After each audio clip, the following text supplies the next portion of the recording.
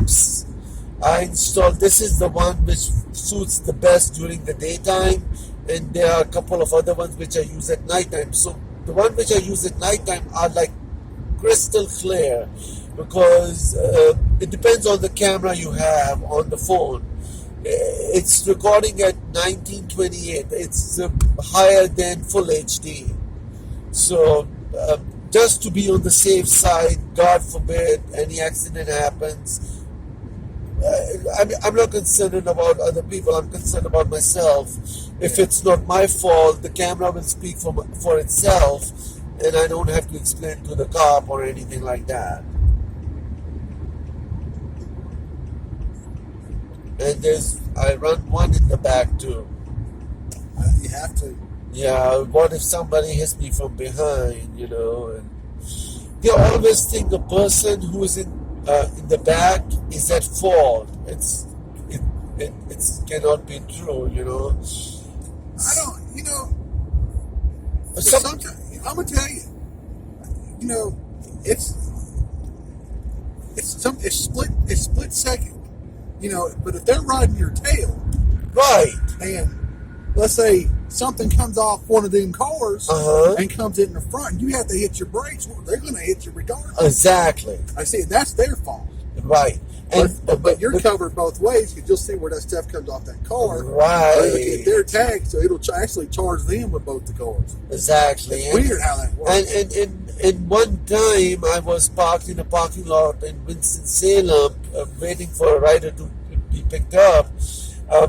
It was a driveway, and there was a car parked in front, and I was parked. I'm waiting for the rider to come, and then a very young guy, sits in his Dodge Charger and starts to back up, and I honked the horn, and little too late he scratched the whole of my right side, and the camera recorded everything, and I called the cops. He tried to take the phone away from me. There were like 34 people at that party. They were all like his friends, but only except for him, nobody approached me. You know why? If they would have approached me, they would all got into trouble, even though they were all drunk.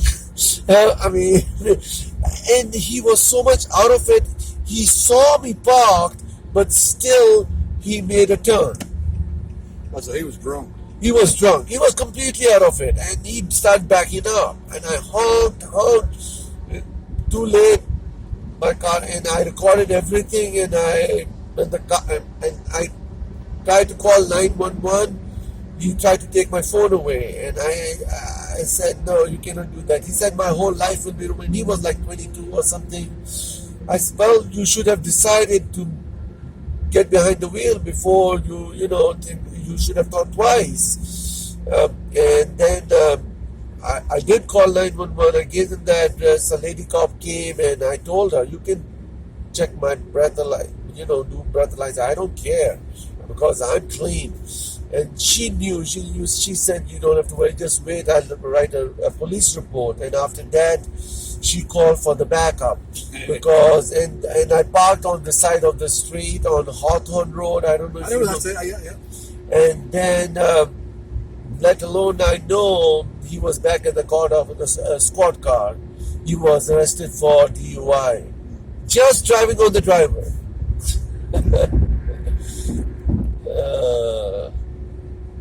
People are not smart when they get drunk, You should only drink. Yeah, we've all had a. But exactly. I'm pretty sure you've had a couple drinks in your life. Absolutely, yes. We all have. And, we've all got a little drunk a couple times. Right. But the thing is, you got to be smart about it. Yes, you need because to. The thing is, to me nowadays, you're so stupid if you get one, because you have so many resources. Exactly. You got Uber, you got Lyft, everything, taxis.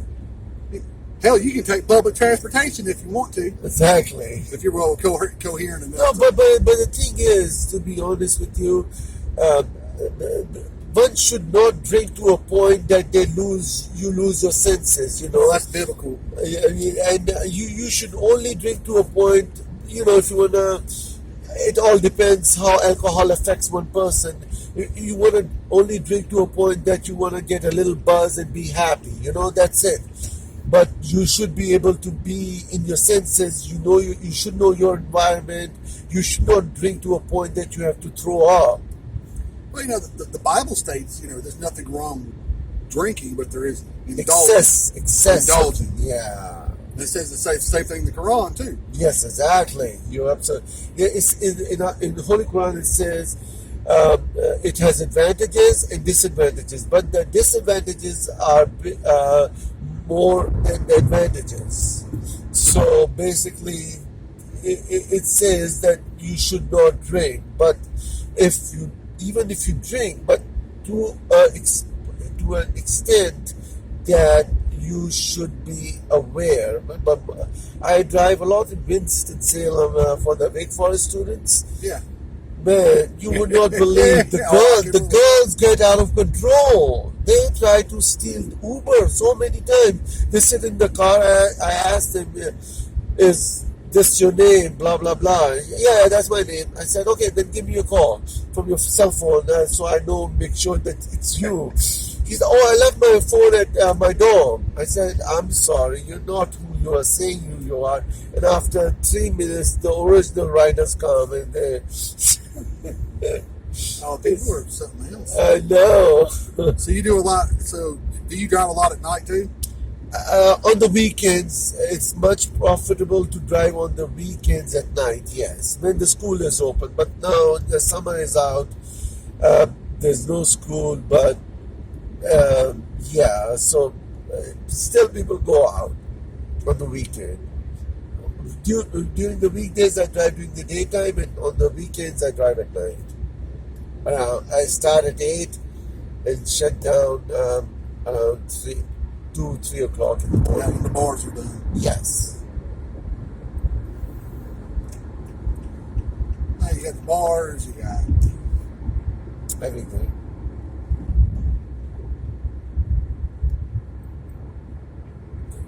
it's just a hassle.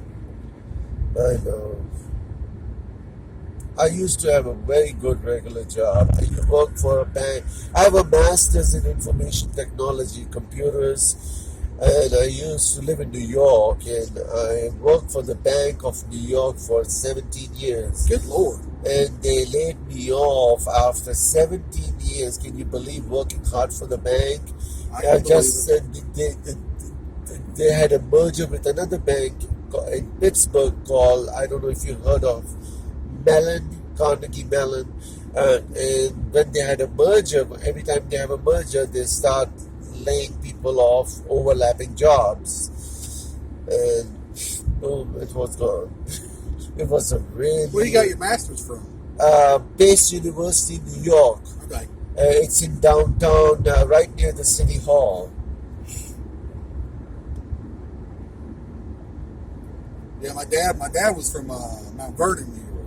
Oh, okay. New Rochelle and all that out there. Yes.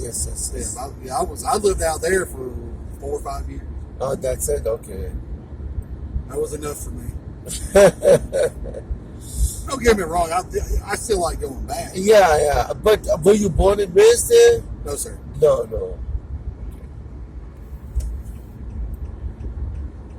It's a. You're originally a Southerner, right? No, sir. No.